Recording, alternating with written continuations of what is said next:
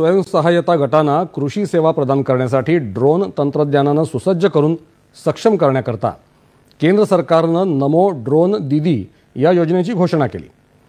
परभणी जिल्ह्यात मिरखेल इथल्या सर्वज्ञ महिला बचत गटाच्या सदस्य शिल्पा देशमुख यांची परभणी जिल्ह्यातल्या पहिल्या ड्रोन दीदी आणि महिला ड्रोन पायलट म्हणून निवड झाली आहे।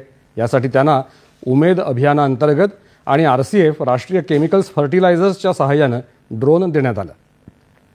त्याचबरोबर ड्रोन उडवण्यासाठी पुणे आणि सांगली इथे पायलटचं प्रशिक्षण सुद्धा देण्यात आलं।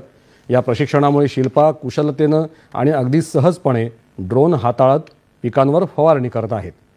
ड्रोनच्या सहाय्याने स्वतःच्या शेतीत फवारणी करण्याबरोबरच त्या बचत गटांमधल्या महिलांच्या शेतीतही भाडे तत्वावर फवारणी करून उत्पन्न मिळवत आहेत।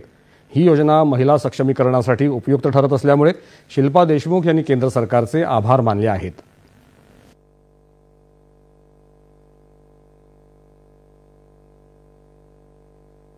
या ड्रोनचा मी योग्य प्रमाणे ट्रेनिंग घेऊन मी आता प्रमाणित ड्रोन पायलट म्हणून कार्यरत आहे।